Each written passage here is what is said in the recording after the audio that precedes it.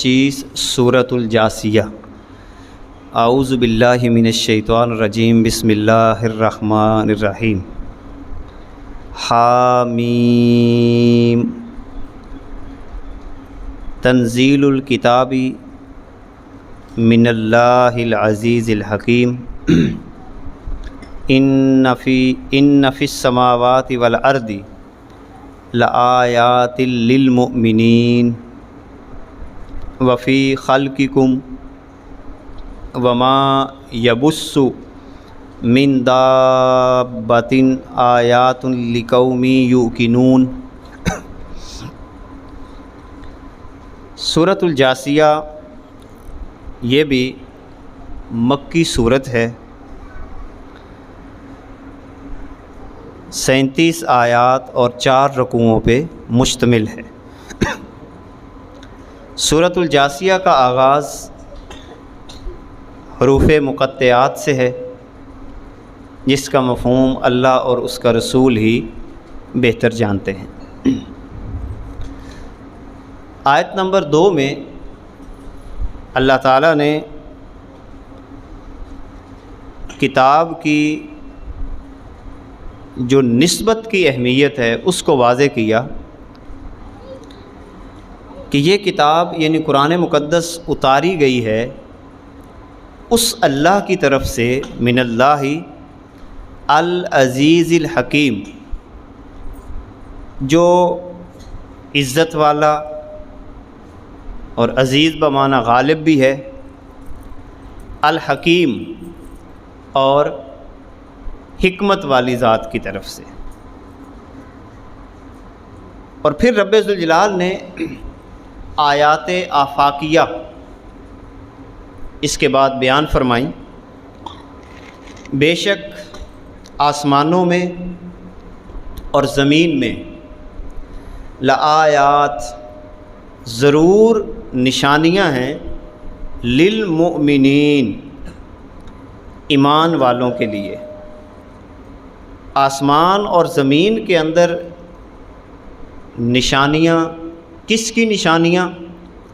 اللہ تعالیٰ کی ذات پر دلالت کرنے والی، رب ذوالجلال کی پہچان حاصل کروانے والی جو نشانیاں ہیں وہ عطا فرمائیں، مگر کن لوگوں کے لیے ہیں؟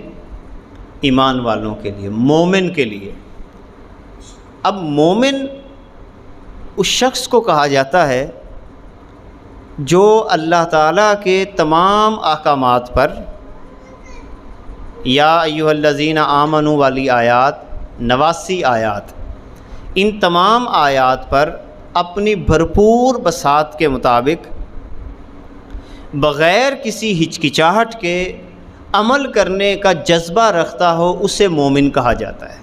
یعنی مومن کی تعریف جو قرآن کی روشنی میں ہم بنائیں گے کہ مومن اس شخص کو کہتے ہیں، ویسے تو اس کا لغوی معنی ہے امن فراہم کرنے والا، امن دینے والا، مگر یہاں پر مومن کی تعریف جو جس حیثیت سے یہاں پہ بات ہو رہی ہے کہ کس مومن کے لیے نشانیاں ہیں، تو وہ مومن جو اللہ تعالیٰ کے تمام احکامات، 89 آیات یا ایھا الذین آمنوا والی، ان تمام احکامات پر جو اس کے دائرہ کار میں آتی ہیں، مثال کے طور پر جب روزے آئیں گے تو روزوں والی آیت آ جائے گی، اگر وہ کوئی تجارت کر رہا ہے تو تجارت والی آیت آ جائے گی۔ یہ تمام آیات جس حیثیت سے بنتی چلی جائیں، ان تمام آیات پر اپنی بساط کے مطابق بھرپور انداز کے ساتھ عمل کرنے کی کیفیت اور جذبہ موجود ہو، اسے کیا کہا جاتا ہے؟ مومن کہا جاتا ہے۔ اب جو بندہ اس درجے کا ہو اس کے لیے نشانیاں ہیں، اس کے لیے نشانیاں ہیں۔ اور نشانیاں کہاں کہاں پہ ہیں؟ ایک تو آسمانوں میں ہیں اور زمین میں ہیں۔ آسمانوں میں نشانیاں اللہ تعالیٰ کی واضح موجود ہیں۔ اب بندہ مومن کی کیفیت کیا ہوتی ہے؟ بندہ مومن ہر کیفیت میں اللہ تعالیٰ کی ذات کی تلاش اور جستجو میں رہتا ہے۔ یعنی وہ فضا کو صاف بھی دیکھے گا تو وہ کہے گا واہ میرے اللہ، تو نے فضا کو صاف کر دیا۔ فضا کے اوپر کوئی گرد و غبار آ گئی تو کہے گا یا اللہ یہ بھی تیرے حکم سے ہے۔ اور ہر چیز کے اندر اس کیفیت کو باقاعدہ محسوس کرتا ہے وہ کہ یار یہ جو کچھ ہو رہا ہے یہ سارا کا سارا اللہ تعالیٰ کے حکم سے ہو رہا ہے۔ جب بندے کی یہ طبیعت بن جائے تو سمجھ لے کہ اللہ تعالیٰ نے اس سے ایمان کی کیفیت عطا فرما دی۔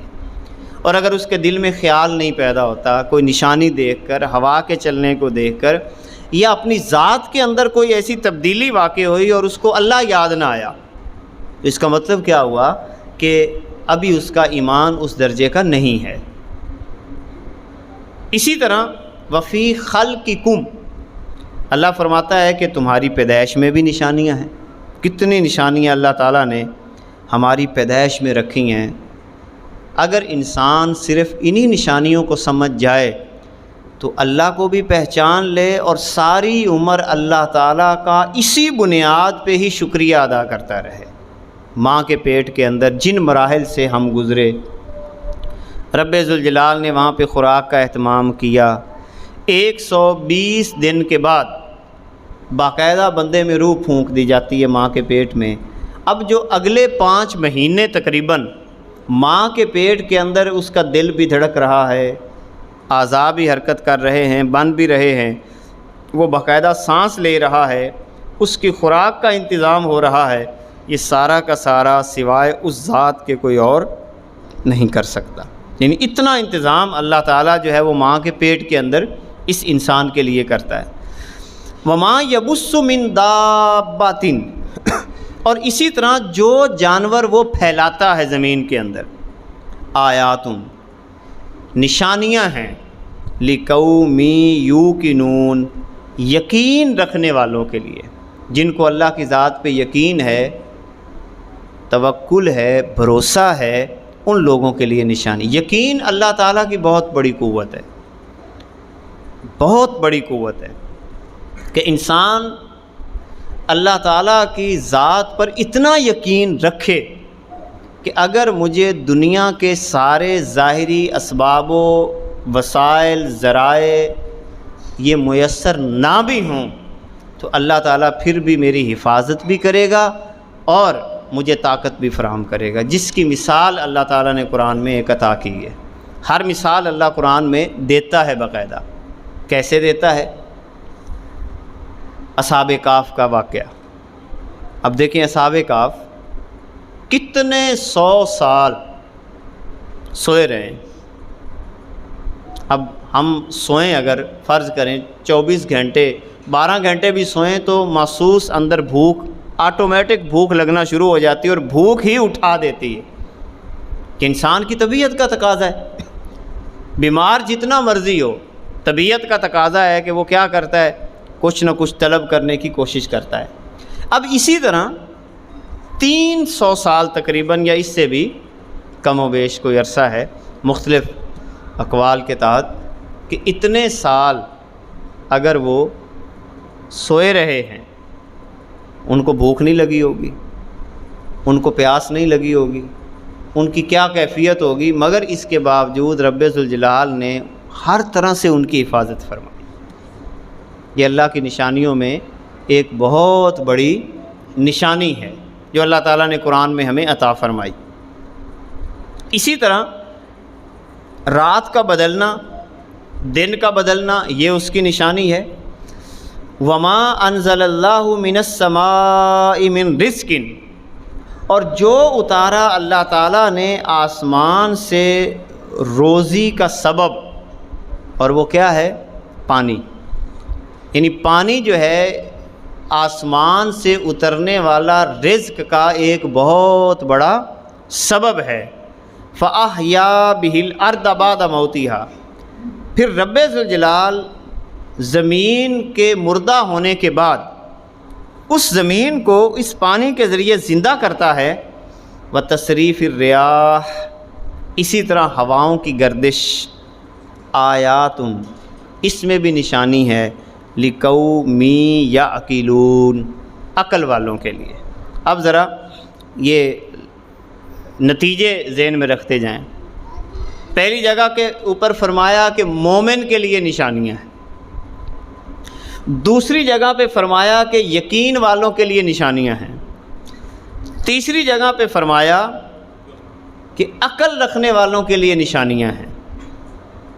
اس کا مطلب یہ ہوا کہ اب اگلی آیت بھی پڑھ، تلک آیات اللہ، یہ اللہ کی آیات ہیں، نتلوہا علیک بالحق، ہم حق کے ساتھ اے محبوب آپ پر تلاوت کرتے ہیں، فَبِأَيِّ حَدِيثٍ بَعْدَ اللَّهِ وَآيَاتِهِ يُؤْمِنُونَ، پس اللہ اور اس کی آیتوں کو چھوڑ کر یہ کس بات پہ ایمان لائیں گے، کس بات پہ ایمان لائیں گے؟ اب ان آیات کی روشنی میں ہم ایک نتیجہ اخذ کر سکتے ہیں، جو بندہ اس کائنات کے اندر پائی جانے والی تمام نشانیوں سے صحیح طور پر استفادہ چاہتا ہے اور وہ رب ذوالجلال کے جلووں کا مشاہدہ کرنا چاہتا ہے، تو 3 صفات اپنے اندر پیدا کرنے کی کوشش کرے۔ نمبر 1 مومن بنے، نمبر 2 یقین کی کیفیت پیدا کرے، اور نمبر 3 اپنی عقل کی حفاظت کرے، اپنی عقل کی حفاظت کرے۔ مومن کا درجے کے لیے 89 آیات جو یا ایھا الذین آمنوا والی ہیں، یقین کے لیے لا الہ الا اللہ، عقل کے لیے عقل کی حفاظت ضروری ہے، اور عقل کی حفاظت کا سب سے بڑا ذریعہ علم ہے، علم کا نور، یہ انسان کی عقل کی حفاظت کرتا ہے۔ پھر یہ خوراک ہے عقل کی علم، اور جو جن چیزوں سے عقل کو بچانا ہے وہ فحاشی، بے حیائی، بد نگاہی، گندی سوچ، گندی فکر، جس کی وجہ سے انسان کی عقل کے اندر فطور پیدا ہوتا ہے۔ اسی طرح کچھ چیزیں ہیں جیسے شراب ہے یا اس کے علاوہ چیزیں ہیں جو انسانی عقل کو مختل کرتی ہیں، ان سے بچانا ضروری، اور علم ہے، مطالعہ ہے، کتاب ہے، قرآن مقدس سے دوستی ہے، یہ انسان کی عقل کو کیا کرتی ہے؟ تقویت دیتی ہے۔ تو جس بندے میں یہ 3 نشانیاں پیدا ہو جائیں، اس کے لیے کائنات کی ہر شے رب کا پتہ دینا شروع کر دیتی، وہ ہر چیز کے اندر اللہ تعالیٰ کے جلووں کا باقاعدہ مشاہدہ کرتا ہے۔ فرمایا ویل ہلاکت ہے لکل افاک اسیم، افاک کہتے ہیں جو بہت زیادہ بہتان تراش ہو، بہتان ہی لگاتا رہے، افاک، اور یہ کام کثرت سے ہم کرتے ہیں، بہتان بلا وجہ، ہر ایک بندے پہ بہتان بغیر تحقیق کے، صرف یہی کام ہم کرنا چھوڑ دیں تو ہمارے معاشرے میں بڑا امن پیدا ہو جائے، کسی پہ بلا وجہ بہتان نہ لگائیں۔ اسی طرح گناہ گار جو گناہ کے کاموں کے اندر آگے بڑھتا ہے، فرمایا ایسے لوگوں کے لیے بہت بڑی خرابی ہے۔ وہ کیا کرتے ہیں؟ وہ یہاں پر کبھی کسی طرف ہو جاتے ہیں، کبھی کسی طرف ہو جاتے ہیں۔ یسمع آیات اللہ، اب اس بندے کی علامت بھی اللہ نے بیان کی ہے، جو بندہ افاک ہوتا ہے اور اسیم ہوتا ہے، بڑی دلچسپ علامت ہے یہاں پہ۔ فرمایا کہ جو بندہ افاک ہوگا یا گناہ کی طرف زیادہ مائل ہوگا، اس کی ایک نشانی ہے۔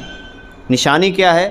یسمع آیات اللہ تتلی علیہ، اللہ کی آیات جو اسے سنائی جاتی ہیں، جو اس پر پڑھی جاتی ہیں، وہ کیا کرتا ہے؟ وہ سنتا ہے، پھر کیا کرتا ہے؟ ثم یصر مستکبرا، پھر ہٹ دھرم ہو کر پیچھے مڑتا ہے اور غرور کرتا ہے، اپنے آپ کو بڑا سمجھتا ہے۔ یعنی قرآن کی آیات سن کر بھی عاجزی پیدا نہیں ہوتی، اور پھر وہی آکڑ، وہی اپنی طبیعت، وہی انداز وہ پھر بھی اختیار کرتا رہتا ہے۔ فرمایا کہ اس بندے کی حالت کیا ہے؟ کہ یہ بندہ افاک ہے، اسیم ہے، کألم یسمعھا، گویا کہ وہ اس نے قرآن سنا ہی نہیں ہے، یعنی سن کر بھی، اللہ کی آیات سن کر بھی جو اس پر پڑھی جاتی ہیں، مگر ہٹ دھرم رہا، جم گیا کس چیز کے اوپر؟ اپنے آپ کو بڑا سمجھتا رہا۔ اب یہ وہ گندی عادت ہے جو انسان کو علم کے دروازے سے روکتی ہے۔ جو بندہ اپنے آپ کو بڑا سمجھ لیتا ہے وہ کبھی علم حاصل نہیں کر سکتا، یا علم کا نور اللہ تعالیٰ اسے عطا نہیں کرتا۔ عاجزی کے ساتھ علم آتا ہے۔ علم جہاں پر بھی ملے دو زانوں ہو کر سے مراد یہ ہے کہ اس کے سامنے گھٹنے ٹیک دیں، وہ چاہے آپ سے بڑا ہو یا چھوٹا ہو۔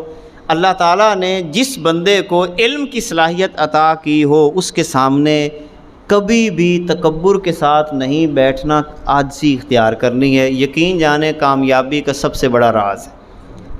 میں نے بڑے بڑے ایسے افراد کو دیکھا۔ میں نے ایک شیخ کو دیکھا جو بہت بڑے شیخ تھے، بہت بڑے شیخ تھے۔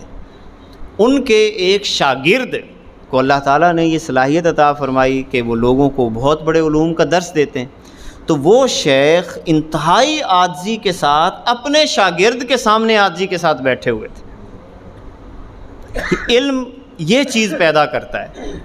تو جس بندے کی خدا نخواستہ طبیعت میں تکبر پن ہو، بڑا پن ہو، اور وہ اسی لائن بھائی میں بڑا ہوں میں بڑا ہوں، وہ کبھی علم حاصل نہیں کر سکتا۔ تو اس لیے یہاں پر جو بات کی گئی ہے کہ غرور نہیں کرنا، گھمنڈ نہیں کرنا، اور جو لوگ ایسا کرتے ہیں فَبَشِّرْهُ بِعَذَابٍ عَلِيمٍ، اے میرے پیارے محبوب آپ ان کو دردناک عذاب کی خوشخبری سنا دیں۔ وَإِذَا عَلِمَ مِنْ آيَاتِنَا شَيْئًا، اب اگلی نشانی اس کی کیا ہے؟ ایک تو وہ تکبر کرے گا، اور جب کوئی بھی آیت اسے پتہ چل جائے گی کہ اللہ نے یہ بات کی ہے اور قرآن میں یہ آ گیا ہے، تو کیا کرے گا؟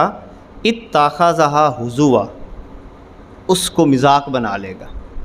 جیسے اکثر لوگ جب عمل نہیں نہ کرنا ہوتا تو وہ کسی نہ کسی سٹائل میں مذاقیہ انداز اختیار، لو جی ہون تو سانو مولوی ہے کہندے پڑے اے بھی کرنا پوسی، اب یہ انداز، یعنی ڈائریکٹ تو انکار نہیں کر رہا لیکن سٹائل ایسا بنا لیتا ہے، مولوی صاحب ہونے اے بھی ساڈے کول کرواؤ جے، بھی اسی کدو کروانا ہے، اللہ تعالیٰ نے تانوں کروانا ہے۔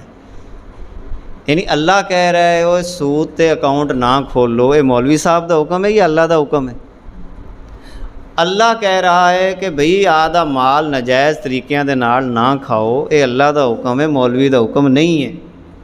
اللہ رب العزت فرما رہا ہے یتیماں دا مال نہ کھاؤ، اے اللہ دا حکم ہے، مولویاں دا حکم نہیں ہے۔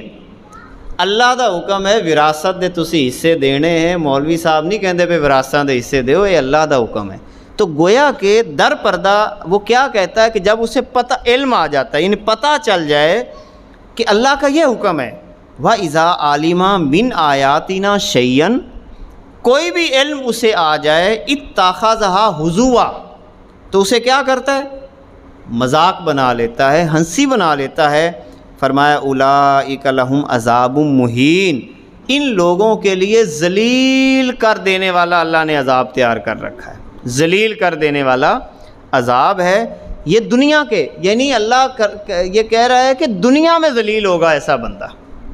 اندازہ لگائیں کہ جو بندہ قرآن کا مذاق اڑائے، قرآن کی طرف توجہ نہ کرے، قرآن کے علم کے سامنے پھر متکبر بنے، فرمایا دنیا میں ذلیل ہوگا، من ورائہ جہنم، اور پھر بعد میں جہنم بھی آنے والی ہے، ولا یغنی عنہم ما کسبوا شیئا، اور اسے کچھ کام نہ دے گا جو اس نے کمایا، اسے کچھ کام نہیں دے گا۔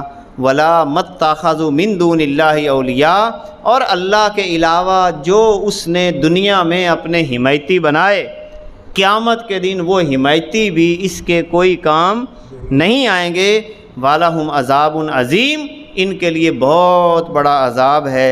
ھذا ھدن، یہ ہے ہدایت، یہ ہے راہ دکھانا۔ وَالَّذِينَ كَفَرُوا، اور جو کافر ہیں، بِآيَاتِ رَبِّهِمْ، جو اپنی رب کی آیات کا انکار کرتے ہیں، لہم عذاب، ان کے لیے دردناک عذاب ہے، من رجز علیم، جو کہ شدت والا عذاب ہے۔ اللہ رب العزت ہمیں ان آیات کی روشنی میں قرآن مقدس سے محبت، قرآن پڑھنے والوں سے محبت، اور قرآن مقدس کے احکامات سے محبت کرنے کی توفیق عطا فرمائے۔ وآخر دعوانا ان الحمد للہ رب العالمین۔